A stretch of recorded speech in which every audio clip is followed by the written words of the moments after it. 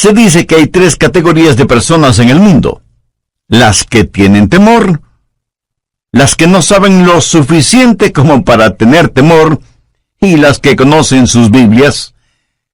Y quiero hablar de este tercer grupo. Sigamos leyendo 2 Tesalonicenses 1, desde la segunda parte del verso 7 y en adelante.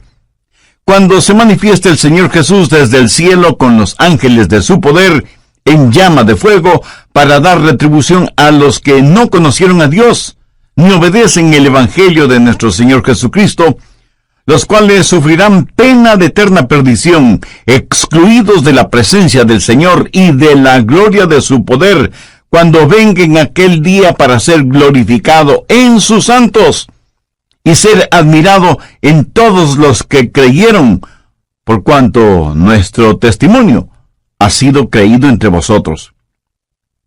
Mi amigo, esta porción bíblica está saturada de increíbles verdades.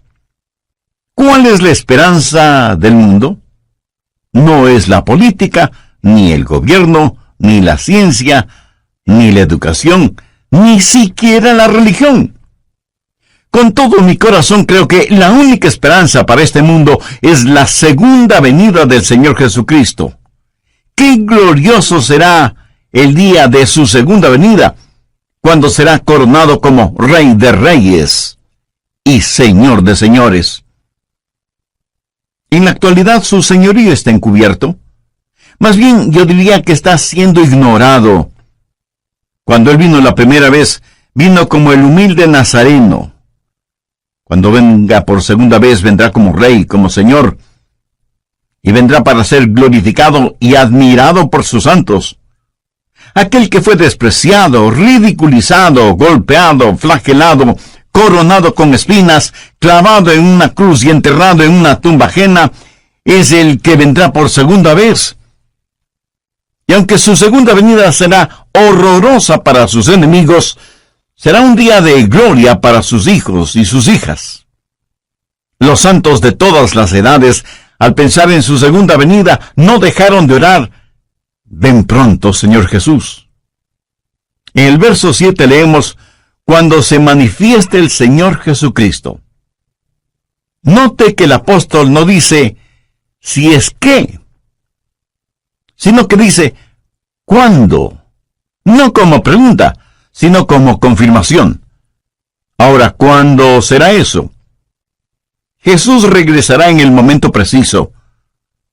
La Biblia dice que Jesús vino la primera vez en el cumplimiento del tiempo. Ni un minuto antes ni un minuto después. De la misma manera, su segunda venida será a tiempo. Busque Malaquías 4:2. Mas a vosotros los que teméis mi nombre, nacerá el sol de justicia, y en sus alas traerá salvación. Déjeme decirle algo acerca de este sol de justicia. Usted no puede ni acelerar ni detener la salida del sol, ¿verdad? Pues así será la segunda venida del Señor. No podemos ni acelerarla ni detenerla, pero un día Él vendrá nuevamente. Abrirá la cortina de la mañana y alumbrará al mundo con la dorada luz de su segunda venida. Piense conmigo en lo maravilloso de esa mañana. Mire el verso 10 de 2 Tesalonicenses 1. Cuando venga en aquel día para ser glorificado en sus santos. La palabra glorificado en el original griego conlleva la idea de admiración, de asombro. Piense en lo que vamos a ver que causará nuestra admiración, nuestro asombro. Vamos a ver la realidad de su amor transformador. Aquellos que fueron necios y odiaron a Dios serán conquistados por su soberano amor. Aquellos que fueron ciegos espirituales, sus ojos serán abiertos al glorioso esplendor del Evangelio del Señor Jesucristo. Los que estaban esclavizados por los demonios de la lujuria sexual, o el licor, o las drogas, o lo que sea, serán liberados y justificados. Vemos a todos los santos de Dios resucitar con cuerpos glorificados. Cuerpos como el del Señor Jesús. Y lo veremos como rey, como profeta, como sacerdote, y no habrá vestigio de pecado en nosotros. De todas estas cosas nos admiraremos y asombraremos cuando Jesús venga por segunda vez.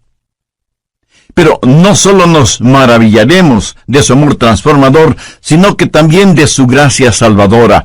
Pablo les dice a los tesalonicenses: cuando venga en aquel día para ser glorificado en sus santos y ser admirado en todos los que creyeron. ¿Qué es lo que nos capacita para ser arrebatados y transformados de esta manera?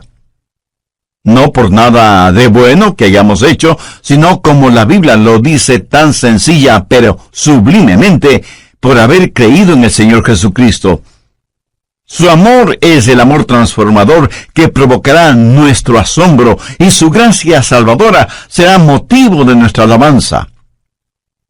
Ahora ponga su atención en la frase «en todos los que creyeron». Piensa en eso. Ninguno de ellos se perderá. Ningún hijo o hija de Dios se perderá. Cuando Jesús nos salva, Él nos guarda y protege. Jesús dijo: «Yo les doy vida eterna, y no perecerán jamás, ni nadie las arrebatará de mi mano». Y no debemos pensar solo en lo maravilloso de su venida, sino también en el testimonio de su venida. Pablo, al escribir a los hermanos en la iglesia de Tesalónica, les estaba dando su testimonio. Hermanos, aquel Jesús que vino, vendrá otra vez. Y ellos creyeron ese testimonio. Pero Pablo constantemente testificaba sobre la segunda venida del Señor. Ese era uno de los puntos fuertes de su predicación, y los hermanos recibieron el testimonio del apóstol. El apóstol les dijo: «Les hemos dado testimonio a ustedes que creen». ¿Sabe usted cuál será mi mayor gozo cuando esté en el cielo? El ver a personas a las cuales tuve el privilegio de presentarles al Señor Jesucristo. Yo no quiero ir al cielo sin haber hablado a nadie de Cristo. Eso sería una vida totalmente desperdiciada, ¿no le parece? De eso está hablando Pablo, de la segunda venida de Cristo, cuando Jesús nos será revelado como Rey y Señor, de que Él vendrá y será admirado por sus santos, y que nuestro testimonio como creyentes debe mostrar que creemos más en lo que dice la palabra de Dios que lo que dicen los periódicos y las revistas. Pero Pablo dice algo más. No solo que usted necesita no atribularse, sino que la segunda verdad es la siguiente: usted no debe dejarse atrapar. No debe dejarse engañar. Busque 2 Tesalonicenses 2 desde el verso 1. Pero con respecto a la venida de nuestro Señor Jesucristo y nuestra reunión con Él, os rogamos, hermanos, que no os dejéis mover fácilmente de vuestro modo de pensar, ni os conturbéis ni por espíritu, ni por palabra, ni por carta como si fuera nuestra, en el sentido de que el día del Señor está cerca. Nadie os engañe en ninguna manera. Ahora, lo que sucedía en la iglesia de Tesalónica es que había una diabólica decepción. Alguien había escrito una carta falsa, firmada con el nombre del apóstol, diciendo que el rapto ya se había realizado y que ahora estaban viviendo en el día del Señor. Y el día del Señor significa tribulación. Y estos hermanos estaban sufriendo porque creían que el rapto ya había sucedido y que ellos habían sido dejados. Por eso el apóstol está desenmascarando esa diabólica mentira y les pide que no se dejen engañar. Hay cualquier cantidad de engañadores y charlatanes espirituales, cualquier cantidad de autoproclamados apóstoles, profetas y maestros que engañan a muchos en nuestros días. Y esa es la razón por la que estamos estudiando profecía bíblica. Pablo les dice a los hermanos: confiad en lo que os decimos. No se atribulen, no se dejen atrapar, no se dejen engañar, no se dejen engañar por nadie de ninguna manera. Y comienza a decir lo que va a suceder para que lo sepamos. ¿Y qué es lo que debemos esperar? Mire desde el verso 3. Nadie os engañe de ninguna manera, porque no vendrá sin que antes venga la apostasía, y se manifieste el hombre de pecado, el hijo de perdición, el cual se opone y se levanta contra todo lo que se llama Dios o es objeto de culto, tanto que se sienta en el templo de Dios como Dios, haciéndose pasar por Dios. ¿No os acordáis que cuando yo estaba todavía con vosotros, os decía esto? Aquí Pablo comienza a hablar de la venida del anticristo, llamado también la bestia, el hombre de pecado, el malvado, el hijo de perdición, y el juicio de Dios viene sobre él. Y Pablo dice que para que el día del Señor se haga realidad, primero tiene que darse la apostasía, y luego vendrá el anticristo, a quien el apóstol lo llama el hombre de pecado.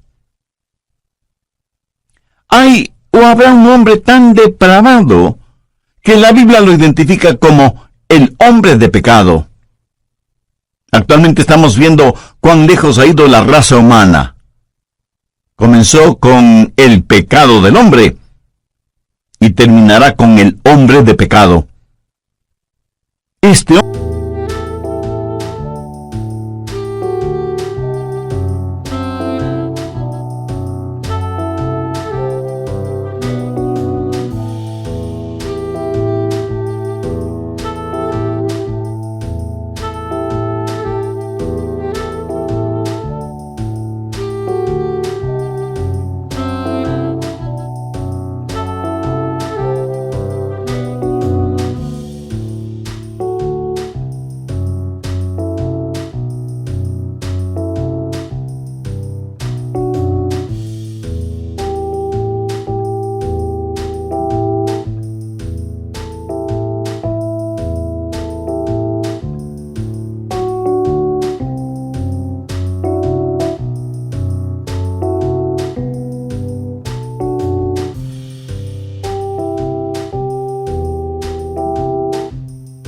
será la esencia misma del mal, la encarnación de la maldad, la perversidad en forma humana. Será el diablo luciendo ropaje humano.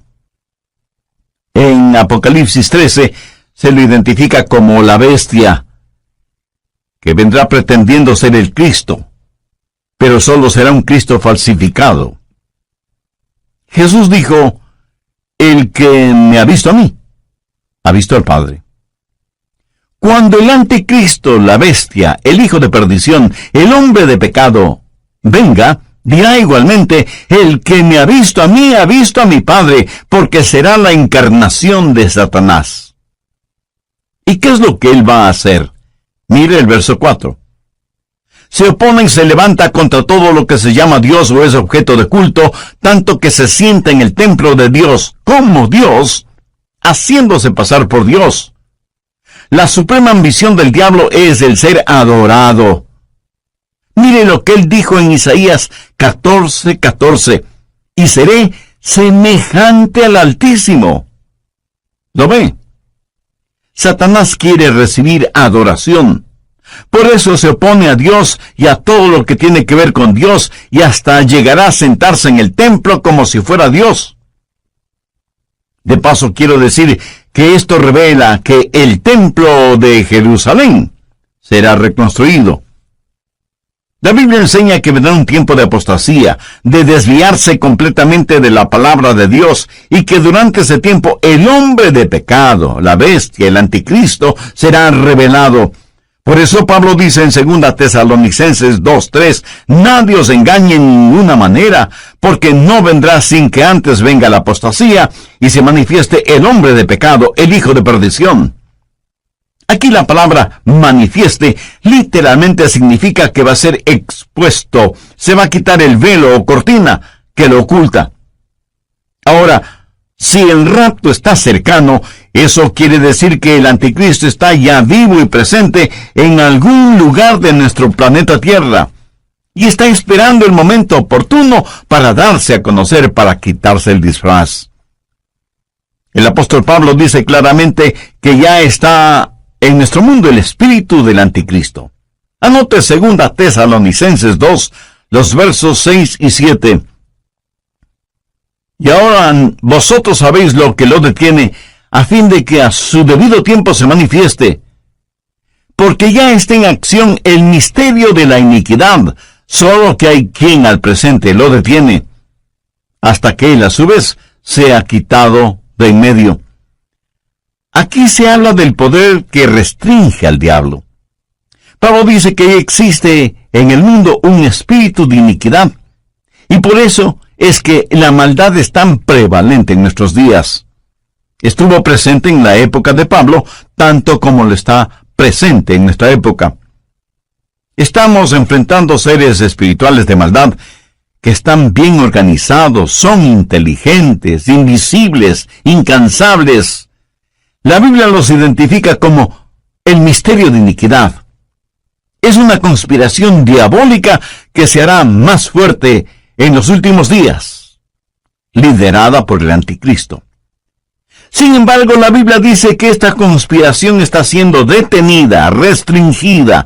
Mire nuevamente el verso 7, porque ya está en acción el misterio de la iniquidad, solo que hay quien al presente lo detiene, hasta que él a su vez sea quitado de en medio. ¿Quién es el que restringe a Satanás? Verá, Satanás no puede hacer todo lo que hoy quiere hacer, pero que un día sí lo hará. Hay alguien que detiene a ese anticristo, a este superhombre de Satanás, para que no haga todo lo que quisiera hacer este mismo momento. ¿Quién tiene ese poder para restringir las actividades de Satanás? Es el Espíritu Santo, cuyo ministerio es el ayudar a los santos. Pero no solo eso, sino que también debe restringir a Satanás. Así que el ministerio del Espíritu Santo es doble: ayudar a los santos y restringir la obra del diablo. Cuando el rapto se haga una realidad y los creyentes sean arrebatados para encontrarse con el Señor Jesús en el aire, el Espíritu Santo que vive en nosotros será quitado del camino. Verá, la genuina iglesia cristiana ahora mismo, llena del Espíritu Santo, es el gran obstáculo en la supercarretera de Satanás. Al diablo le encantaría ver desaparecer la iglesia. El diablo quisiera detener la difusión de mensajes como este que le estoy entregando ahora mismo. Satanás estaría feliz si nosotros, hijos e hijas de Dios, juntamente con nuestras oraciones y el Espíritu Santo, no estuviéramos en su camino, porque le somos un impedimento para sus planes. La iglesia, llena del Espíritu Santo, es la fuerza que restringe la obra de Satanás en el mundo.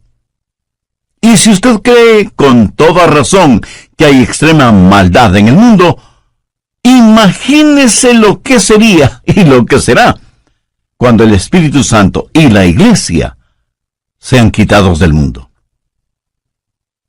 ¿Está usted lleno del Espíritu Santo? Lo estará si tiene a Cristo en su vida. En el programa anterior vimos 2 de 3 extraordinarias verdades que encontramos en 2 Tesalonicenses 1, los versos del 7 al 10. Primera, usted no necesita estar atribulado. Segunda, usted no debe dejarse engañar o atrapar. Bien, prosigamos con nuestro estudio. Uno de estos días, en un abrir y cerrar de ojos, en un parpadeo, seremos arrebatados. Y cuando eso suceda, será el día de fiesta en el infierno. ¿Por qué? Pues porque ya no habrá restricciones para Satanás. ¿Qué es la iglesia? La iglesia es sal y luz. ¿Qué es lo que hace la sal? Bueno, hace varias cosas: purifica, conserva, descontamina, pero también pica, quema e irrita. Somos la sal de la tierra, y cuando la sal sea quitada, comenzará el proceso de purificación. También somos la luz del mundo. Cuando esa luz sea quitada, las tinieblas cubrirán el mundo. Y cuando el Espíritu Santo que mora en cada creyente, que forma el cuerpo de Cristo, que es la iglesia, sea quitado, en ese momento habrá fiesta en el infierno, porque ya no habrá quien restrinja sus actividades. De todas maneras, y por lo general, los incrédulos no tienen ninguna simpatía por nosotros, los creyentes. Piensan que somos raros, necios, testarudos. Piensan que impedimos el avance del progreso, que actuamos a la antigua frente a los avances de la sociedad moderna, que defendemos reglas éticas, morales y espirituales que ya son obsoletas, y así por el estilo. Por eso los incrédulos no tienen ninguna simpatía por nosotros, los creyentes en el Señor Jesucristo. Pero uno de estos días abandonaremos este planeta. Ya no estaremos aquí. Uno de estos días el Espíritu Santo dejará de ejercitar su poder para restringir, y entonces nada impedirá que el turbulento diluvio de la maldad cubra toda la tierra.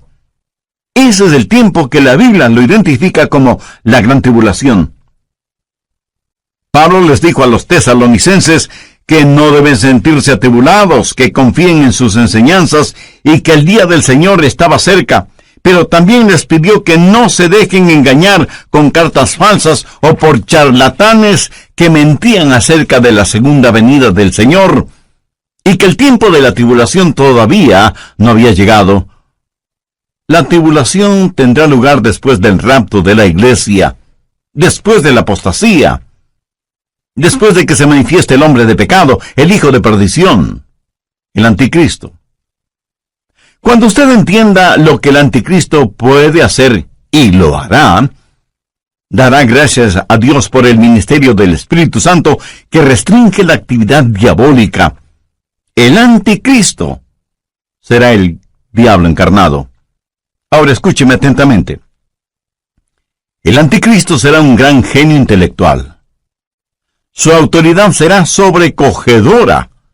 Su odio hacia quienes no están con él será extraordinario. Sus técnicas manipuladoras serán incomparables.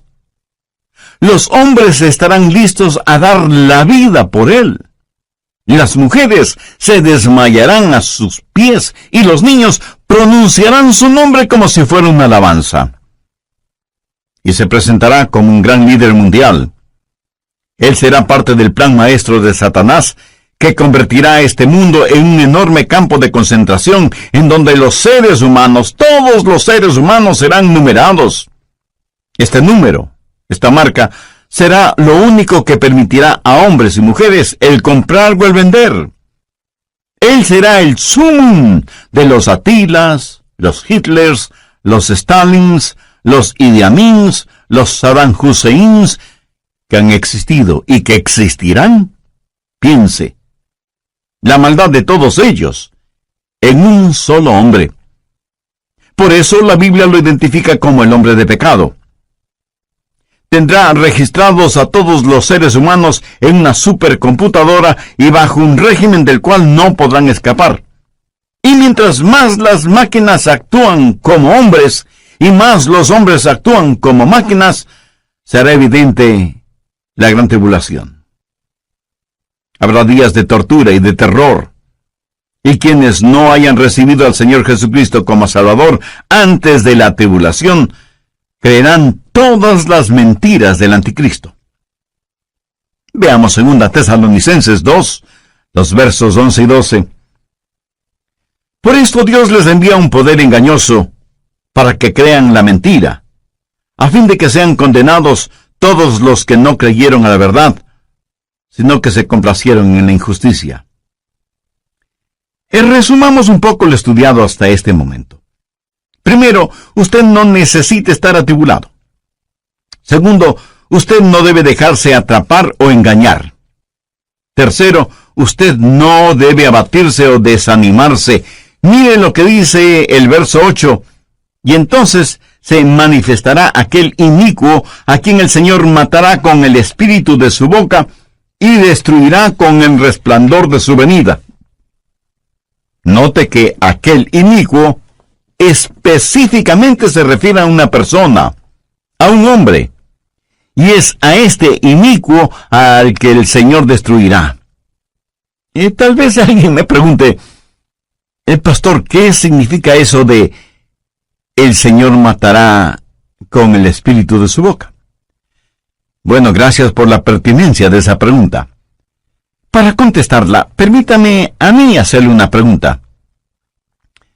¿Sabe usted cómo va a ser peleada la batalla de Armagedón? Por si no lo ha notado, la Biblia dice que la batalla de Armagedón se peleará con palabras que saldrán de la boca de Jesús. ¿Cuáles serán esas palabras? Dos sencillas, pero poderosas palabras. Cáiganse muertos. Eso es. Jesús los consumió.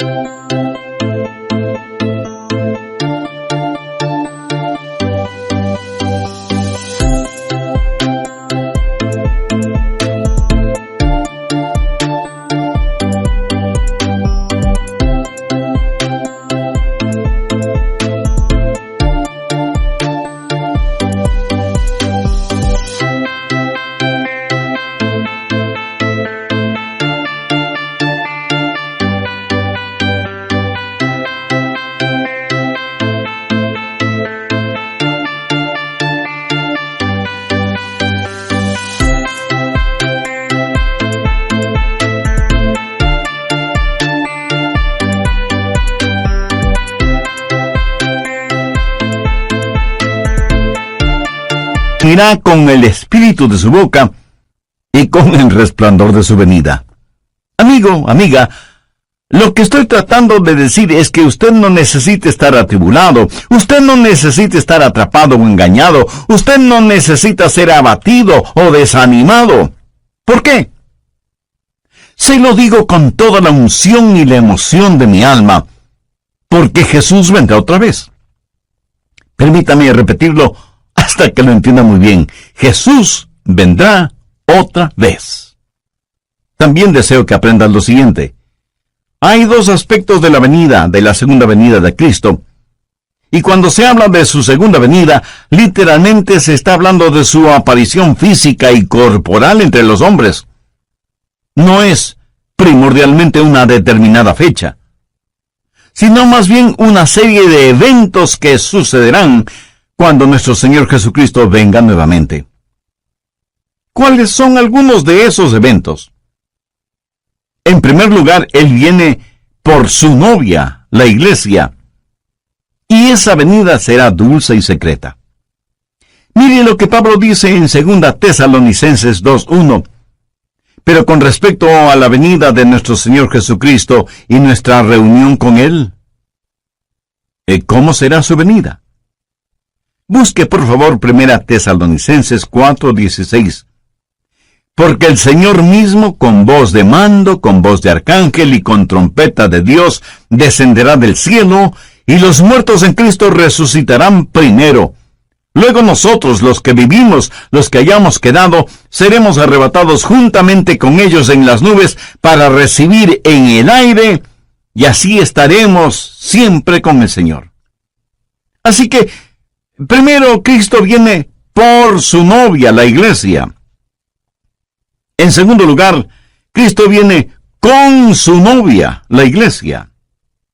En el rapto, Él viene para arrebatarnos. Luego, después de la tribulación, Él regresa a la tierra con su novia, la iglesia, para reinar y gobernar. Primero Él viene como novio a buscar a su novia, pero luego regresa como rey soberano a gobernar por 1000 años en la tierra. Serán 1000 años gloriosos de un reino de justicia y de equidad. Y lo que va a suceder será lo siguiente. El Señor Jesucristo destruirá al anticristo. Jesús vendrá en toda su majestad. El anticristo tiene un número, el 666, la marca de la bestia, y querrá que todos los seres humanos la tengan. Usted sabe que el número perfecto es el 7. Y en ese sentido, el 777 es el número de Jesús. Ahora, teniendo esto en cuenta, note cómo voy a leer 2 Tesalonicenses 2:8. Entonces se manifestará aquel inicuo, o sea, el 666, a quien el Señor, o sea, el 777, matará con el... Cuando vino la primera vez, le pusieron una corona de espinas. Cuando venga por segunda vez, lucirá su brillante corona de gloria. Cuando vino la primera vez, vino para morir en lugar de los pecadores. Cuando venga por segunda vez, será para ejecutar el juicio sobre los pecadores no salvos, porque Jesús es tanto Salvador como juez. Él mismo dijo, el Padre a nadie juzga, sino que todo el juicio dio al Hijo. La primera vez que vino para buscar y salvar aquello que se había perdido. Cuando regrese, de acuerdo a lo que la Biblia dice, vendrá como llama de fuego para dar retribución a los que no conocieron a Dios, ni obedecen el Evangelio de nuestro Señor Jesucristo. Cuando Jesús vino por primera vez, vino en forma absolutamente humilde. Y aun cuando entró triunfalmente en Jerusalén, lo hizo montado en un burro. Pero la próxima vez que venga, será en poder y gloria. La primera vez los hombres le rechazaron, pero la segunda vez se cumplirá lo que ya está escrito. Vivo yo, dice el Señor, que ante mí se doblará toda rodilla y toda lengua confesará a Dios. ¿Qué hemos aprendido de las Escrituras hoy? Espero que por lo menos 3 cosas. No necesitamos estar atribulados, ni atrapados, ni abatidos. Ahora escúcheme. Si yo no conociera la Biblia, si no supiera nada de profecía bíblica, si no entendiera quién es Jesús y cuál es el plan de Dios para nosotros, le puedo asegurar que sería el pesimista más grande del mundo. Este mundo es como una tragedia escrita por Shakespeare o Cervantes. Tragedias en las cuales uno solo es el espectador, porque nada puede hacer, y menos sin Cristo. Pero así es el mundo en que vivimos. Por eso digo que si no fuera por la realidad de Cristo, por la seguridad de su palabra, por el fiel cumplimiento de las profecías, si no fuera por esas cosas, yo sería el campeón de los pesimistas. Pero no. Escúcheme, soy un convencido optimista. Sé que el Cristo que vino la primera vez regresará. Busque Hechos 1:11. Este mismo Jesús que ha sido tomado de vosotros al cielo, así vendrá como le habéis visto ir al cielo. Ahora, ¿qué significa todo esto para nosotros? Significa que estamos en los gloriosos días, que son los del principio del fin.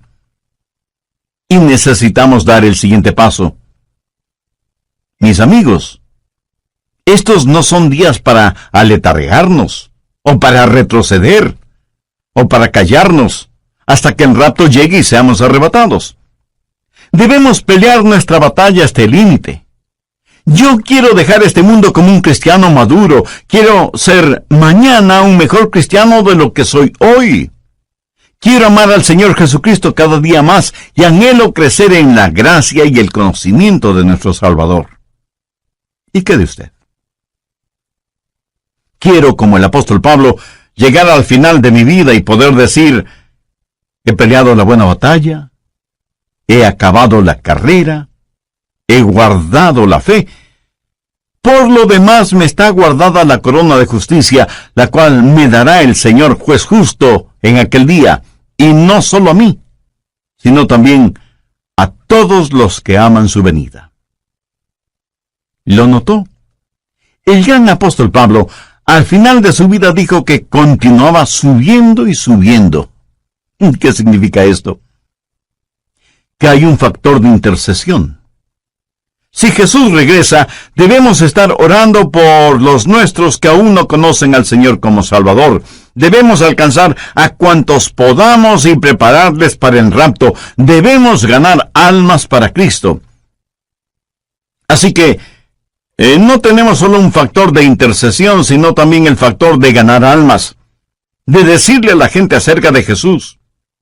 Debemos tener compasión por las almas que se pierden sin Jesucristo, así como también Él tuvo compasión por nosotros. Y hay además el factor preparación. Usted debe sumergirse en las verdades de la Biblia. Este mundo es tan vil y corrompido, y usted necesita defender y enseñar a sus hijos, a sus nietos. Atesore las profecías bíblicas en su corazón y compártalas en su hogar con sus seres amados, y afuera con los vecinos, y en la oficina con sus amigos. Prepárelos para lo que vendrá sobre este asunto. Yo siento verdadera pena por aquellos que no quieren entender las cosas de Dios y que por lo tanto no tienen un fundamento, una roca sólida en la cual afirmarse durante estos tiempos peligrosos que vivimos. Y finalmente, tenemos el factor del consuelo. Gracias a Dios que podemos decir: ven pronto, Señor Jesús. Ahora, si a usted le molesta la realidad del regreso del Señor Jesucristo, eso quiere decir que usted ama las cosas que este mundo ofrece, y consecuentemente no ama a Jesús. Porque si usted amara a Jesús, estaría más que anhelante de su segunda venida. ¿Por qué? Porque ese será un día extraordinario cuando Él venga con sonido de trompeta, y en un abrir y cerrar de ojos seremos arrebatados para encontrarnos con el Señor en el aire. Entonces cada uno de los redimidos podrá decir en forma personal lo que en forma tan convencida dijo el rey David: en cuanto a mí, veré su rostro en justicia, estaré satisfecho cuando despierte a su semejanza. ¿No le gustaría a usted también poder decir lo mismo? Y bien puede, si toma una decisión espiritual por Cristo ahora mismo. Si así lo desea, le invito a repetir conmigo una corta oración. Lo que voy a decir es solo para que le sirva de guía, pero usted ore con sus propias palabras. Dígalas en voz alta o en voz baja, o silenciosamente si así lo prefiere. Pero ore con fe, con sinceridad, con convicción, porque esta decisión tendrá repercusiones eternas. Querido Dios, gracias por este mensaje de tu palabra que he podido escuchar. Confieso que no he pensado mayormente en el regreso de Jesús, pero me doy cuenta que eso se debe a que no tengo a Cristo en mi corazón. Sé que soy pecador, y más que tu juicio, necesito tu gracia y tu misericordia.